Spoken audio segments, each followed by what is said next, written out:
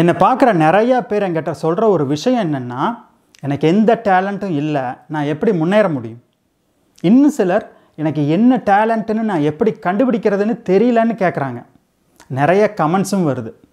இந்த வீடியோவில் நான் சொல்கிற 8 கேள்விகளை கேளுங்க, உங்களுக்கு என்ன டேலண்ட் இருக்குதுன்னு புரியும். நீங்கள் வேகமாக படிக்கணும்னா முதல்ல உங்கள் பிரெயினை ட்ரெயின் பண்ணணும். அதுக்கு தான் நான் ஒரு 5 டே வாட்ஸ்அப் கிளாஸ் க்ரியேட் பண்ணியிருக்கிறேன். NEET exam, TNPSC, CA, IAS, board exam, இது மாதிரி நிறைய ஸ்டூடெண்ட்ஸுக்கு ஹெல்ப் பண்ணிகிட்ருக்குறோம். ஸ்மார்ட்டாக, ஃபாஸ்ட்டாக, ஈஸியாக படிக்கணும்னா லிங்க்கை கிளிக் பண்ணி டீட்டெயில்ஸ் பாருங்கள். பிடிச்சிருந்தால் கிளாஸில் சேருங்க. என் பேர் அரவிந்த். இன்ஸ்டாகிராம் ஃபாலோ பண்ணுங்கள். எப்படி கற்றுக்கிறதுன்னு நிறையா ஷார்ட் வீடியோஸ் போடுறோம். நீங்கள் கேட்க வேண்டிய முதல் கேள்வி, நீங்கள் சின்ன குழந்தையாக இருக்கும்போது எந்தெந்த ஆக்டிவிட்டியை அதிகமாக செஞ்சீங்க? எதெல்லாம் உங்கள் கவனத்தை அதிகமாக இழுத்துச்சு? எந்தெந்த விஷயங்களுக்கு அதிக நேரம் எடுத்து செய்ய ஆரம்பிச்சிங்க? யோசிச்சு பாருங்கள். உங்களுக்கு ரொம்ப பிடிச்சதுனால தான் அந்த ஆக்டிவிட்டியை அதிகமாக செஞ்சுருப்பீங்க. அதெல்லாம் என்னென்னு வரிசையாக எழுதுங்க. அதில் இருக்கிற ஏதாவது ஒன்று உங்கள் டேலண்ட்டாக இருக்கலாம், கண்டுபிடிங்க. என்னோடய சின்ன வயசில் என்னை அதிகமாக ஈர்த்தது தமிழ் மொழி. மற்ற பாடங்களை விட தமிழை தான் அதிக நேரம் படிப்பேன். தமிழ் மொழியை நல்லா படித்ததுனாலையோ என்னவோ என்னால் ஸ்பானிஷ், இத்தாலி மாதிரியான மற்ற மொழிகளை வேகமாக கற்றுக்க முடிஞ்சுது. 2வது கேள்வி, நம்ம கொஞ்சம் பெருசான உடனே நம்ம மைண்ட் செட் கொஞ்சம் மாறும். அப்போ நம்ம மனசு வேறு எதுலையாவது போகும். அது எதுலன்னு பாருங்கள். நான் படித்து முடிச்சுட்டு இத்தாலி நாட்டில் வேலையில் இருக்கும்போது எப்படி வேகமாக படிக்கிறதுன்னு தேட ஆரம்பித்தேன். நிறைய புக்ஸ் படித்தேன், நிறைய கற்றுக்கிட்டேன். அதனால் எப்படி படிக்கிறதுன்னு இந்த மாதிரி வீடியோஸ் போட்டுட்ருக்கிறேன். நம்மளோட ஆர்வம் மாறிட்டே தான் இருக்கும்.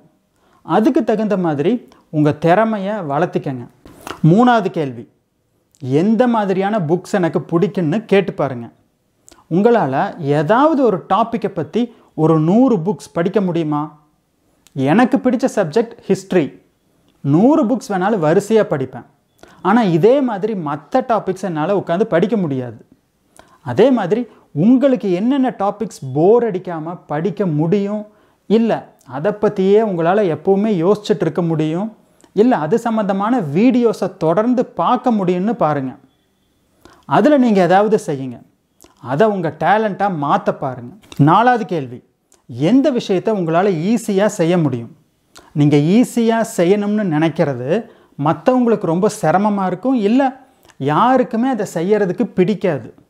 நீங்கள் நல்லா டான்ஸ் ஆடலாம், இல்லை அருமையாக சமைக்கலாம், மிமிக்ரி பண்ணலாம். உங்களுக்கு இந்த மாதிரி ஏதாவது இயற்கையாகவே ஈஸியாக வரலாம். அது என்னன்னு கண்டுபிடிங்க. அதுதான் உங்கள் திறமை. 5வது கேள்வி, எதெல்லாம் உங்களுக்கு பிடிக்காது? ஒரு லிஸ்ட் போடுங்க.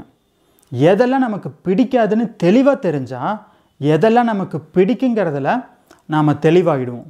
ஒரு நோட் எடுங்க, பேப்பர் எடுங்க, பிடிக்காததெல்லாம் வரிசையாக நோட் பண்ணுங்கள். அதெல்லாம் உங்கள் லைஃப்லேருந்து டெலீட் பண்ணுங்கள். உங்களுக்கு பிடிச்சதெல்லாம் என்னென்னு சரியாக ஈஸியாக கண்டுபிடிச்சிடலாம். 6வது கேள்வி, யாரை பார்த்து உங்களுக்கு பொறாமையாக இருக்குது? நீங்கள் பொறாமைப்படுறதுக்கு காரணம் அவங்கக்கிட்ட இருக்கிற ஏதோ ஒன்று உங்கள்கிட்ட இல்லை. அது இருந்தால் நல்லா இருக்கும்னு நீங்கள் நினைக்கிறீங்க.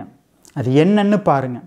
அந்த தகுதிகளை வளர்த்திக்க பாருங்கள். முயற்சி பண்ணிகிட்டே இருந்தீங்கன்னா நீங்கள் அவங்கள விடவே டாப்பில் வர்றதுக்கு நிறைய வாய்ப்பு இருக்குது.